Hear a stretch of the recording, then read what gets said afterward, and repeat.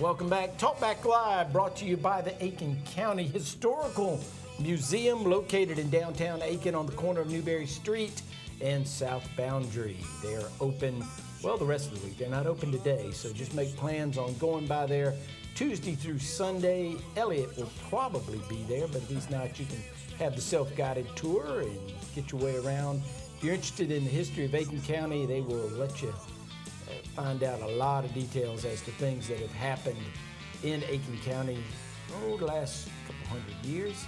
And Elliot will be here on Thursday, at least we hope. We've got the golf tournament. The Hickory Shaft Golf Tournament is on Thursday, so a lot of things going on Thursday, but Elliot will be here some way, shape, or form, and he'll be here from the Aiken County Historical Museum, a sponsor of TalkBack Live. And guess who's still here? Brian is still here. I'm excited to still be here. Yes, I'm glad you're still here because we haven't done current events. Nope. And we talked all through the current events of football. Yeah, those are the most current for us. Go through this, that residents rejoice at the burning of their mortgage is the headline right there, if you can see that. And I'm gonna burn my mortgage. Yeah, I would rejoice at that as well. I got 4 years and I can burn my mortgage. Congratulations. If I can get to that without refinancing it again. Yeah, that's always the crux, isn't it? I've held back from doing that. And, you just got 4 more years, and then you can take on the next one when you get to the next one. Or something along those lines from that standpoint. But we shall see. And let's see if there's any talkbacks. We haven't done any talkbacks today. And, of course, whenever we have Brian or Tammy or Tim, we always want to see what their thoughts are on the talkbacks. Or Elliot answered some this past Thursday. I'm up for anything. All right, class size is the headline of this one. Increasing class size is yet another nail in the coffin of public education.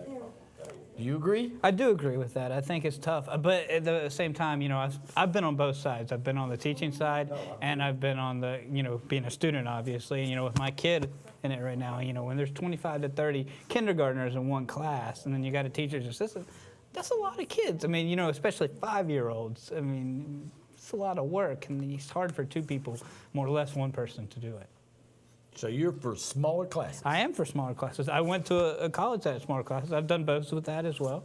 And so that smaller classes would mean more teachers? More, yes, and that's my point. That's where I've seen it on both sides. I've done the budgets and I've done the student side of it. It's tough. I don't think that's going to change, to be honest with you. Yeah, they talk about raising taxes for various sundry things. I'm against raising taxes. Exactly. I'd rather cut the expenses on something and pour it into the schools, but if there's something that we need to do in Aiken as a whole. That's the problem. You say that. You talk about raising taxes, but nobody wants to be charged more money. No. They want to have more teachers, but at the same time, it's really hard to do both. And at some point, they're going to have to do something. They're going to have to figure something out, a penny tax or something like that. Along the way. Yeah. All right. Roadkill. This is a good one. Okay. Roadkill. It is disgusting that there is a charge for roadkill. I will never vote again. I'm sorry that swayed their vote, but I really don't know how to answer that. Somebody's got to go out there and do it. So every now and then we get a talkback where you go, "What?"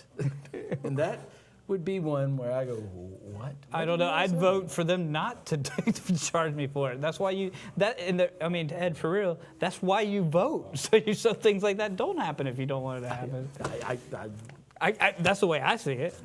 A charge for roadkill? What would the charge be? They charge you to come pick it up and take it away. You didn't know that? Well, I don't know. I've never had to do it, but I think there is. I've heard of that. I don't know. Maybe it's just in your yard or something like that. I would just pick it up and throw it away, but I guess somebody wants to have somebody take it away. When I lived in the country, that's what we did. Yeah. Now, I don't run into that problem in Jim Lake. I don't suppose you run into that problem your street. No, we've seen some stuff. You've seen some stuff. Yeah, when you're walking around in the back little areas, but I don't know. I've never said, "Hey, can you come pick up this roadkill for me?" I've never called and asked for that. No. I thought they just did that.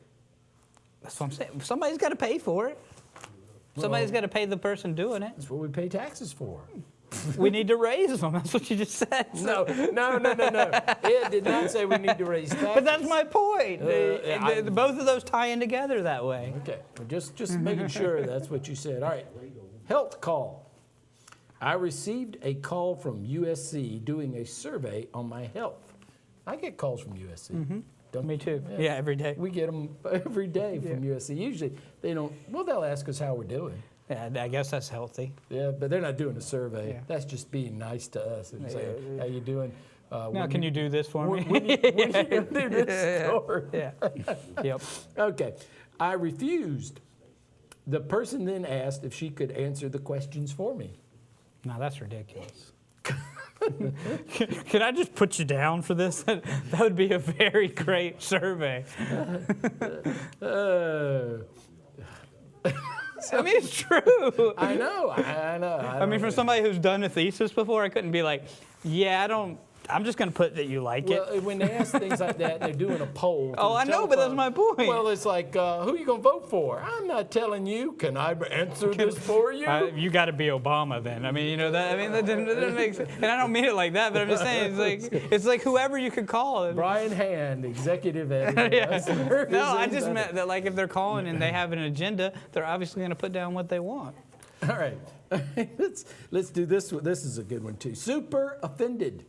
It appears the animal lovers in Aiken are offended by photos of dead deer. I don't particularly like them either. I don't know. They must be super offended at the grocery store when they see all the meat wrapped up in packages. That is non sequitur at all. That doesn't make much sense at all. Non sequitur. Yeah, it doesn't make sense. Do you use that in any of the I stories do. you Yes, write? I do. There's an interesting dichotomy to it. I just think that I knew dichotomy was coming. I mean, here. but yes, it's true. I mean, those are cleaned. Dead deer are totally different than when you clean it. I mean, even when you're cleaning the venison, you're taking the time.